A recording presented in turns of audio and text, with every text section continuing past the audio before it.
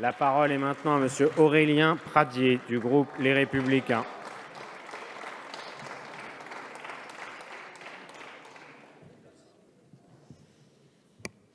Monsieur le Président, Madame la Présidente, chers collègues, nous sommes toutes et tous différents.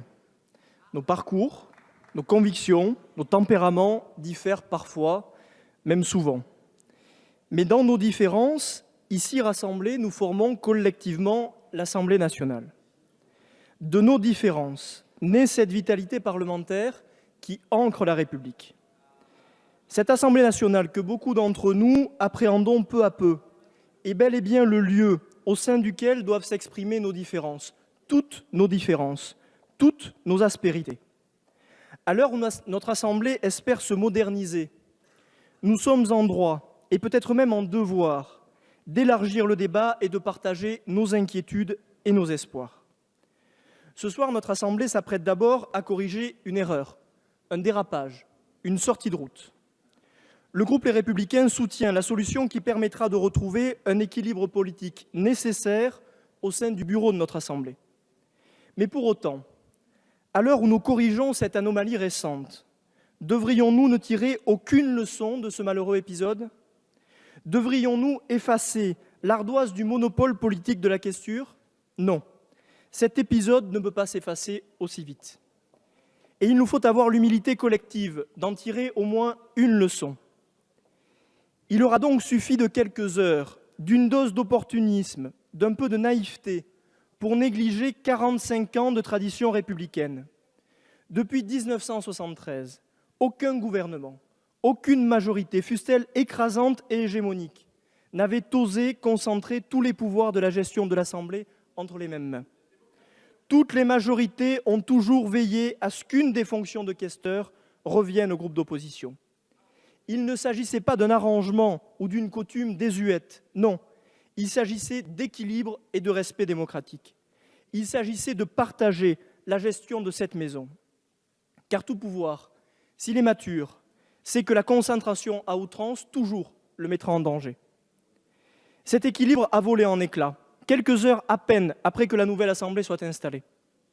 Et aujourd'hui, nous devons passer de la pratique respectée et partagée jusqu'alors à l'inscription contraignante dans notre règlement. Chers collègues, quand la morale politique ne sait se réguler d'elle-même, qu'elle a besoin à ce point de la règle pour se discipliner, c'est qu'elle a déjà, en large partie, échoué. La majorité et ses complices n'auraient-ils pas échoué sur cette question de la questure ? Nous sommes nombreuses et nombreux à être entrés dans cette Assemblée avec notre nouveauté et aussi notre apprentissage. J'en fais partie. C'est peut-être une chance pour notre pays. Mais nous ne sommes pas les premiers à faire battre ici le cœur de la démocratie. Et nous ne serons pas les derniers. Quelle que soit la fierté que nous éprouvons, nous devrions nous rappeler que nous ne sommes que de passage. Avant nous, existaient des traditions républicaines. Elles ne sont ni les reliquaires de l'ancien monde, ni l'expression des forces du conservatisme. Elles sont l'expression de la structure républicaine qui a permis toujours de tenir haut notre pays. Une élection présidentielle et par sa suite une élection législative ne peuvent pas tout mépriser de cet héritage au seul prétexte d'une pseudo-modernité. Non, le calendrier républicain ne débute pas le 7 mai 2017. Non, notre responsabilité n'est pas de tout balayer, mais bien de construire et d'innover sur les bases que nous connaissons de nos institutions solides, de la séparation des pouvoirs, de l'autonomie du Parlement, de la liberté des élus, de la force du débat contradictoire. À ceux qui pensent que mon propos est ringard, je veux seulement dire qu'il est en fait pleinement conscient de la mission qui incombe à chacun. Conscient qu'avant nous, d'autres députés ont siégé dans cet hémicycle, ont bâti la loi, ont porté la cravate, ont respecté ces lieux et ces symboles. Alors, à l'heure du nouveau monde, interrogeons-nous sur les députés que de toutes nos forces nous devrions refuser d'être. Refuser d'être des députés à la mode. Refuser d'être des députés trop sages, trop tièdes, plus soumis à des éléments de langage qu'à leur propre conscience. Refuser d'être des députés sprinteurs, pressés, expéditifs. Refuser de devenir des députés sans ancrage et donc sans citoyens à qui rendre des comptes, comme placés sous le seul contrôle des firmes électorales nationales. Nous le refusons. Refuser d'incarner des députés patrons de start-up, soucieux de rationaliser mais qui perdent vite de vue la justice.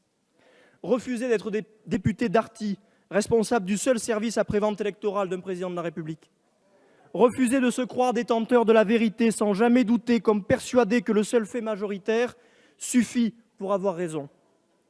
Enfin, nous devrions espérer demeurer des députés libres, turbulents, capables de hausser la voix lorsqu'une conviction le mérite, car il n'est rien de pire que l'embourgeoisement et l'affaiblissement parlementaire. Alors qu'importe la modernité ou la mode, pourvu que dans nos choix à venir, il reste ici l'exigence et la liberté d'être pleinement député. Merci, monsieur le député.